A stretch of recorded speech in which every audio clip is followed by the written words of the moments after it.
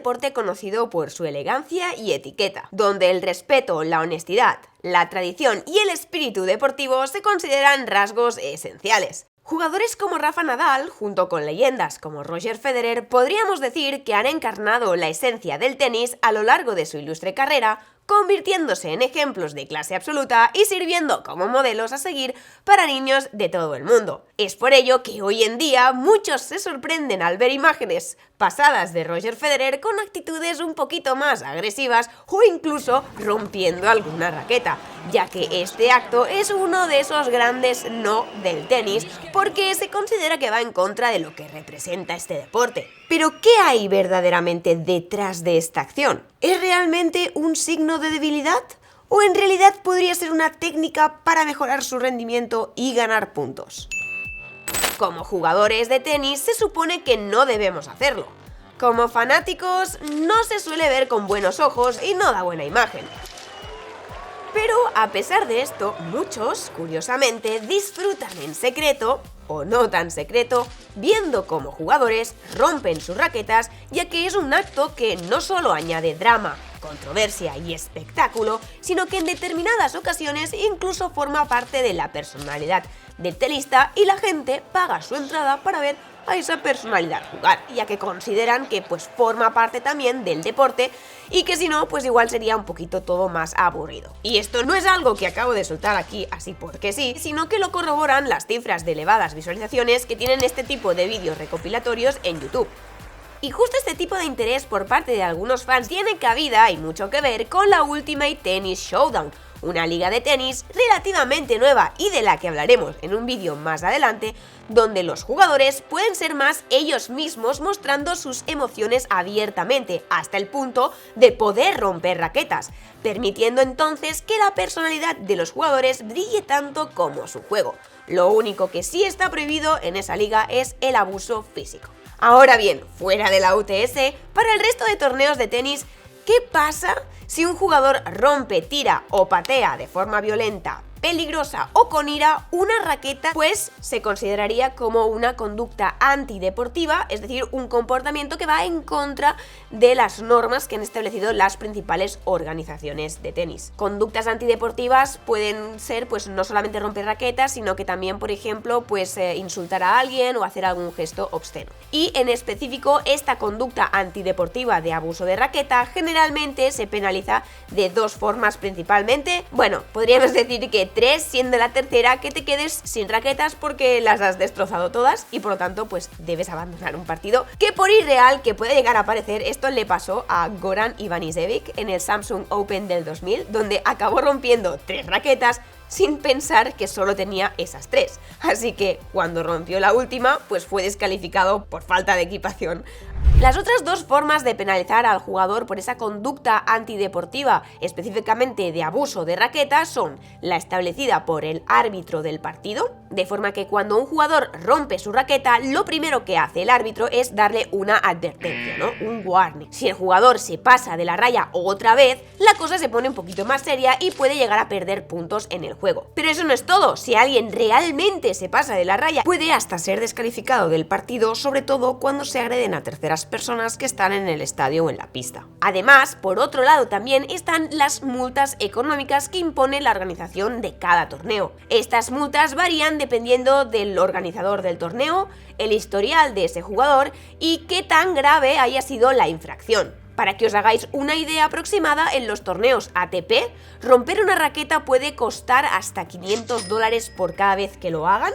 En el circuito femenino de la WTA, la multa puede llegar hasta $2.500 por cada raqueta rota. El motivo por el cual es tan elevada en el circuito femenino versus el masculino no lo sé, lo desconozco. Si tenéis alguna sugerencia o lo sabéis porque alguien os lo ha comentado que forma parte de alguna organización, pues por favor decidlo en los comentarios, que yo quiero enterarme del porqué, si es que hay realmente algún porqué. Por otro lado, en torneos más pequeños, como los que organiza la ITF, las multas suelen ser menores, normalmente menos de $200. Y finalmente, en los Grand Slams, que son los torneos pues, más grandes y más importantes también, las cosas se ponen un poquito más serias y pueden ir desde los $1.000 para jugadores que están fuera del top 150 hasta $20.000 para los que están en el top 10. Todo esto lo hacen al final con la idea siempre de mantener el juego limpio, el respeto entre todos y también proteger la seguridad de los demás jugadores, oficiales, recogepelotas y espectadores que estén en la pista, que hay veces pues que han salido dañados por este tipo de actos. Si os fijáis bien, romper una raqueta en sí, solo el acto de romperla, sí es cierto que conlleva multas,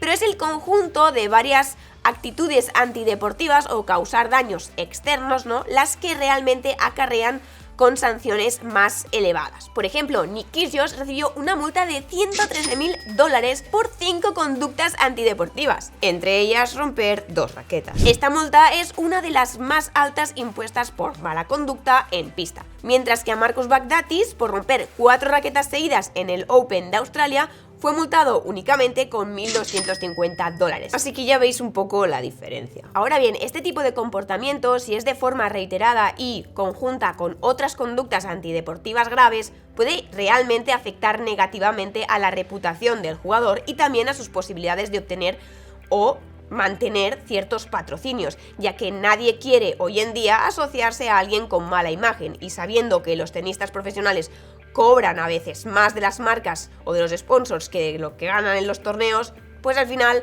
es otra forma que indirectamente o directamente, como lo queráis ver, penaliza a ese jugador.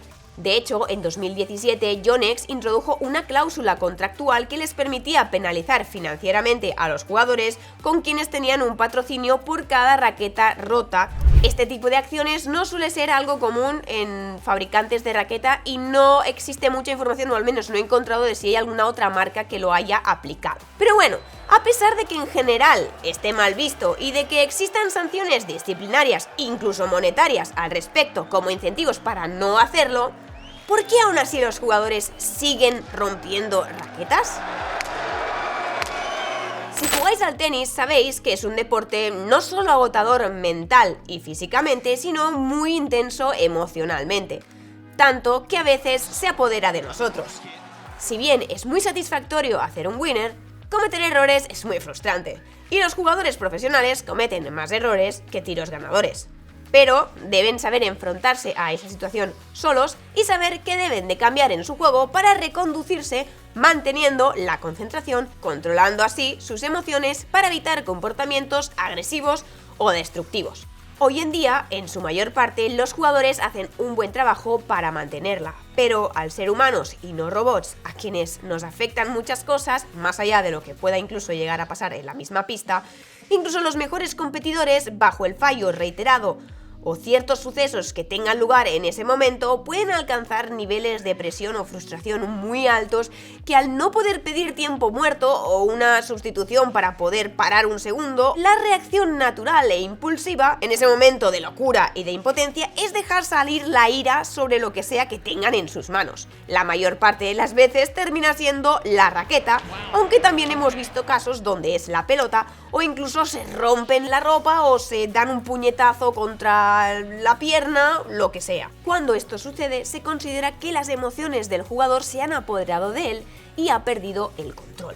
Este acto agresivo puede parecer a simple vista una rabieta o un acto inmaduro, pero existe una explicación psicológica más profunda detrás de este comportamiento que tiene para los jugadores cierto beneficio, ya que acaba siendo una especie de descarga de adrenalina para liberar temporalmente emociones que tienen reprimidas de forma acumuladas, permitiéndoles así recuperar momentáneamente una sensación de control en ese entorno de tanta presión y volver a concentrarse en el juego con un nuevo enfoque y una energía nueva. Normalmente los jugadores rompen las raquetas porque su nivel de estrés está por encima de lo que pueden tolerar. Yo siempre hablo de la mochila. Empieza el partido, van rellenando la mochila con todas las cosas negativas que van ellos percibiendo, y llega un momento que la mochila pesa tanto que la única manera es quitársela y que caiga. Esto sería un poco un ejemplo de lo que pasaría cuando un jugador rompe la raqueta. Esto suele suceder cuando un jugador no tiene capacidad de vaciar la mochila progresivamente a medida que se va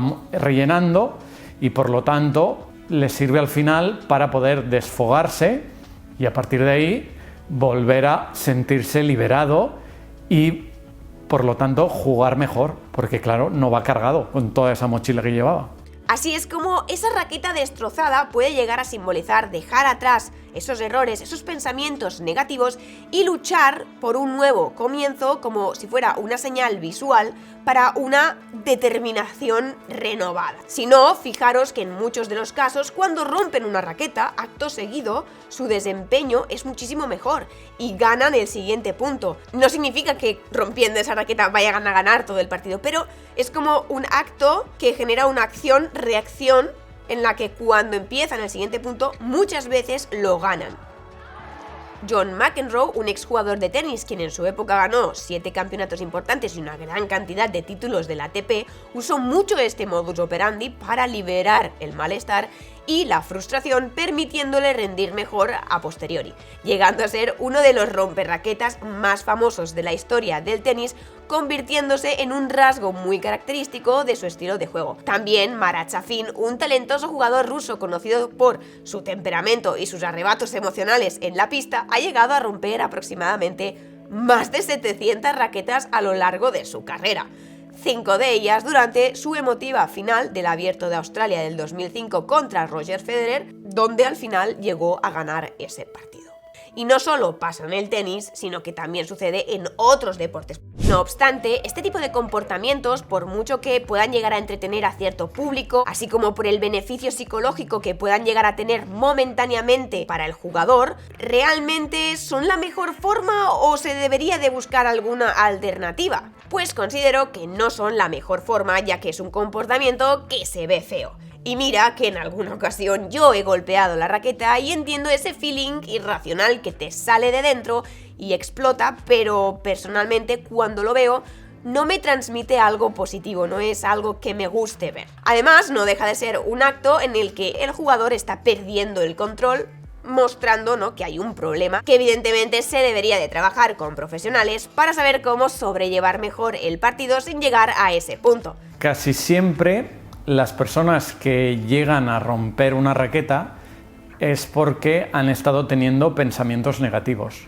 Y estos pensamientos negativos vienen iniciados o disparados por unas percepciones que son distorsionadas de la realidad, que se basan en las creencias limitantes de esa persona. Entonces, ¿cómo puedes dejar de romper las raquetas y a la vez vaciar la mochila? Principalmente modificando tus creencias limitantes. Una creencia limitante es un pensamiento que tú tienes, que crees que es verdad, que en algún momento de tu vida era verdad, porque en ese momento cuando afrontaste esa situación no tenías habilidades para poder gestionarla, pero que puede ser que ahora sí tuvieras esas habilidades y que no puedes gestionarla porque crees que no tienes las habilidades. Si yo hago una doble falta y creo que esto está mal, en vez de poder fijarme en, pues por ejemplo, que la bola me la he tirado baja o con un buen efecto o que he flexionado bien, en vez de estar centrándome en las cosas que me acercan a mejorar mi golpe, me estoy centrando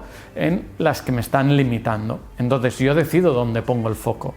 Mientras esté poniendo en la parte negativa, solo voy a ver la negativa. Simplificando al máximo, ¿qué situaciones pueden pasar en una pista de tenis? No son infinitas, ¿verdad? Hay unas cuantas y se repiten para todos los jugadores y en la gran mayoría de los partidos. Entonces, ¿por qué hay unos que lo perciben de una manera y otros que lo perciben de otra? Entonces, estamos ante el mismo estímulo o la misma situación o el mismo entorno con resultados distintos. Esto nos está indicando que depende de cómo interprete la situación un jugador o el otro, tendrá consecuencias distintas.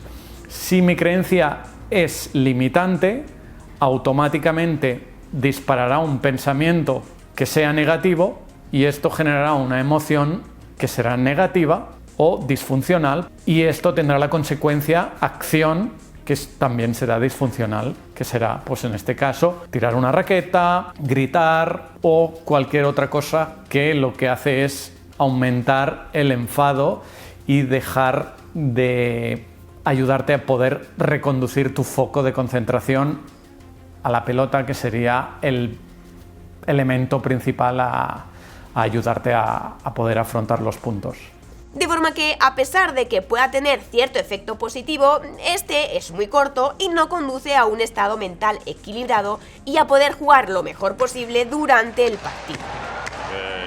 Lo ideal es que tú puedas estar en un estado mucho más estable y neutral que te permita, de alguna manera, efectuar todo lo que tú has estado trabajando y que no sea desde la rabia. Si ponemos esto mismo en las artes marciales, un combate entre un boxeador o lo que sea que esté enfadado y uno que no lo esté, con niveles parecidos, tiene muchas más oportunidades de ganar el que no está enfadado, porque simplemente desde la serenidad puede percibir mucho mejor las cosas y ejecutar respuestas mucho más funcionales. Así que alternativas existen para no llegar a este límite extremo de estampar una raqueta contra el suelo, y un clarísimo ejemplo está en Roger Federer, quien en sus inicios, lo creáis o no, se le veía con actitudes más agresivas y golpeando raquetas contra el suelo, y luego cambió totalmente a un comportamiento tranquilo, haciendo una gestión de sus emociones impecable, así que, aunque es difícil, si él lo logró, significa que hay una vía posible para lograrlo. Porque al final, la frustración, como cualquier otra emoción negativa, se puede llegar a controlar. Rafa Nadal, por ejemplo, ha sido otro gran jugador que durante su larga carrera deportiva no se le ha visto romper una raqueta, o al menos no se le ha visto en pista hacerlo. Para mí es muy loable la mentalidad, de hecho, todos los jugadores de tenis aman la mente de Rafa Nadal, porque al final, pues, jolín, también mola ver cómo una persona es capaz de tener esos pensamientos y saber gestionarlos y decir, vale, voy a enfocarme de esta forma con herramientas, porque está formado, porque está trabajado. También decir que creo que las organizaciones de tenis son conscientes de este tipo de actos y que en cierto modo lo permiten. Es decir, si quisieran prohibirlo completamente, creo que pondrían sanciones muchísimo más elevadas o muchísimo más tajantes, digámoslo así, para que no sucediera ese comportamiento. Pero entienden que en ciertos momentos puede pasar eso, pero establecen una serie de multas y sanciones para que no se conciba como algo positivo o como un comportamiento que deba ser utilizado como herramienta para canalizar su ira. Así que, dicho todo esto, creo que los jugadores desde bien jóvenes deberían trabajar junto a expertos en tener las herramientas para poder saber gestionar mejor sus emociones y pensamientos en momentos de alta presión y exigencia, como pueden ser competiciones, pero también en la vida cotidiana, ya que una mala gestión de esas emociones y de esos pensamientos no solo puede hacerte romper una raqueta, sino que también te puede llevar a perder un partido. Y nada más, esto es todo en el vídeo de hoy. Espero que os haya gustado. Cualquier cosa que penséis al respecto, no dudéis en comentarlo. Si os ha gustado el vídeo, podéis dejar una manita hacia arriba, suscribiros al canal, activar la campanita para que cuando suba un vídeo podáis verlo. No os olvidéis de seguirme en mis redes sociales, @saranogark, y nos vemos, como siempre, en el próximo vídeo.